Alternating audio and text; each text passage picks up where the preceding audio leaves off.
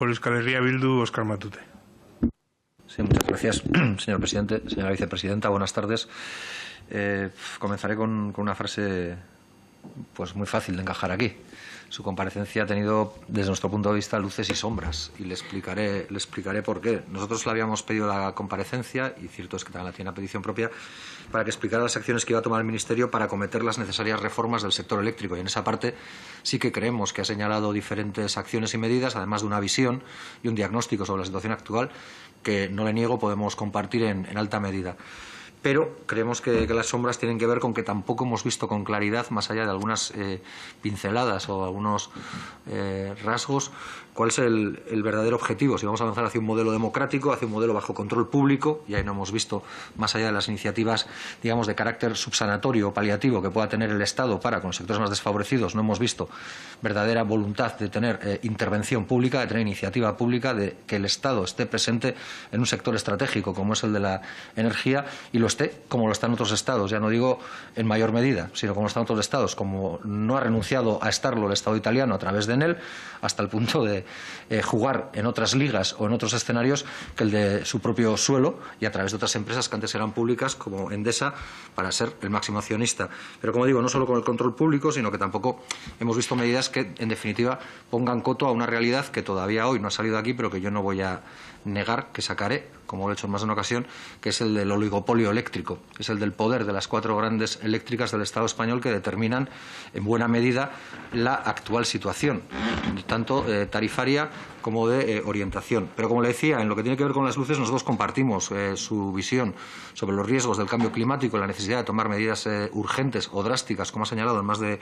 un momento de su intervención. Entendemos y compartimos cuáles son algunos de los elementos de actualidad o presenciales que hacen que la realidad del precio de la energía sea el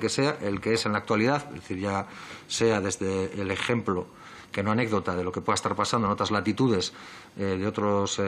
continentes, o incluso por el propio incremento del CO2 y del mercado del gas natural, o incluso también por el precio del petróleo, del gasóleo y derivados. Creemos que a partir de ahí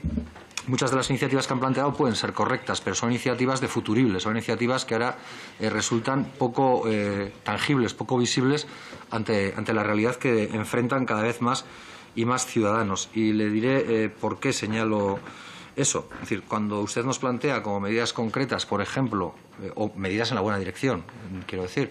que usted señala, bajar el IVA del 21 al 10%, porque así se reduce en un 10% la factura de la luz. También yo creo que hay que decir, para que la foto sea correcta, que eso significa que el Estado tiene 1.000 millones de euros menos en concepto recaudatorio, que probablemente no podrá destinar a todas esas cosas que queremos que un Estado democrático y social de derecho tenga que tener. Pero sin entrar a tildar de negativa en su conjunto esa medida, creemos que también le falta otro elemento para que la foto sea más completa, y es que junto a esa rebaja del 21 al 10% en la factura final que los ciudadanos reciben en sus domicilios y las ciudadanas reciben en sus domicilios, hay también una rebaja para las eléctricas, para esas grandes eléctricas de oligopolio del que antes he señalado, del 7 al 0%, lo que hace que el Estado deje de ingresar del orden de 954 millones de euros. Luego ya no estamos hablando solo de los 1.000 millones de euros que no recauda, digamos que por un ejercicio de solidaridad el Estado para con los hogares que puedan tener dificultades para afrontar el pago de la luz, aunque luego ese dinero pueda o pudiera ser bienvenido para otras cosas, sino que además estamos hablando de una condonación, de una rebaja en los impuestos que pagan las grandes empresas, que son de 954, luego las cuentas para el Estado arrojan en este caso un saldo negativo con respecto al momento anterior a tomar estas medidas de 1.954 millones de euros. ¿Y por qué insisto tanto con esto? Porque yo creo que hay que señalar también la realidad de las empresas eléctricas en el Estado español y las prácticas que han venido haciendo. No es ninguna novedad que yo señale aquí, porque lo ha hecho la Comisión Nacional del Mercado de la Competencia, que las empresas, estas que voy a citar ahora, en algunas ocasiones han llevado malas prácticas empresariales y han alterado el precio y el mercado para su propio beneficio. Por eso existen las sentencias que existen. Por ejemplo, una Iberdrola de 25 millones de euros, la más numerosa del 2013, porque alteró el precio de la luz entre noviembre y diciembre del 2013 y que generó un impacto para ellos en positivo de 105 millones de euros. Solo esa subida en ese tiempo.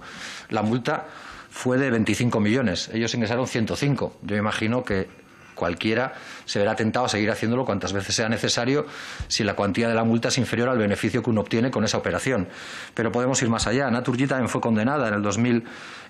fue condenada por una subida de la luz o por una fluctuación de los precios de la luz en torno a precios elevados que determinaban el despacho de generación entre octubre del 16 y enero del 17, y le multaron con 19,5 millones de euros. Y Endesa, en ese mismo periodo de tiempo y por la misma causa, precios elevados que presentó para alterar el despacho de generación,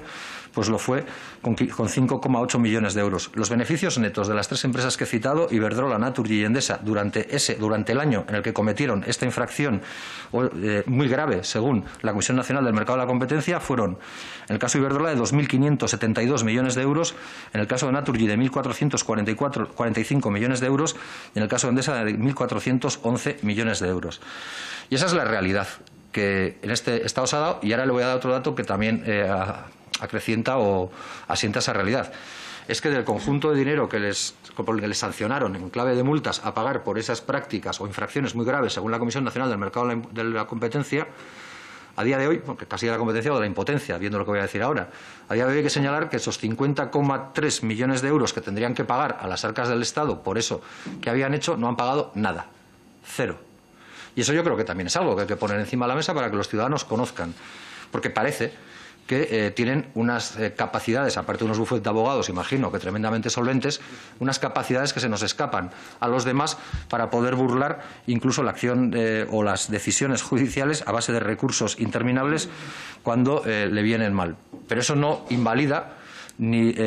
anula el hecho cierto, y es que cometieron prácticas que alteraron el precio de la electricidad. Y nosotros lo que le decimos al Estado es que, aparte de buscar una intervención pública directa a través de una empresa pública, que creo que ya se lo he referido con el caso de Enel, también tenga una actitud más vigilante hacia estas prácticas, porque sigue siendo escandaloso los consejos de administración de fin de año de las grandes empresas eléctricas anunciando beneficios multimillonarios cuando vemos que esas mismas empresas han cortado la luz a decenas de miles de hogares sin ningún tipo de contemplación ni misericordia. Pero es que hay más. Es que, según la Plataforma por un Nuevo Modelo Energético, allá por el 2015 ya señalaban que las ayudas condonadas a las grandes empresas, que eran del orden de 3.588 millones de euros entre el 2001 y 2006, termino ya, presidente, entre el 2001 y 2006, por una bonificación que no tenían que haber cobrado y cobraron porque el precio del megavatio hora estaba por encima de lo que era el mínimo que establecía por el que podían cobrar esa compensación, pues ahora mismo podría tener un coste-beneficio de en torno a 22.000 millones de euros. Esa es la realidad de un Estado en el que las eléctricas han gozado de todos los beneficios y prebendas que han querido, y mientras tanto hablamos de pobreza energética. Está muy bien que el Estado se atenga a prevenir la pobreza energética, pero también es cierto que quien está en pobreza energética difícilmente podrá acometer algunas de las medidas que el Gobierno plantea para mejorar su situación, como la de rehabilitación o como la de la reforma integral de fachadas o como la de los acristalamientos y ventanas para que sea más eficiente, o incluso la de renovación de los electrodomésticos, porque probablemente si uno está en pobreza energética para pagar la luz también tiene serias dificultades para acometer, por muy generosa que sea la ayuda, el más mínimo gasto en este tipo de reformas. Gracias, señor Matute. Por el Grupo Vasco, Idoia Sagastizabal.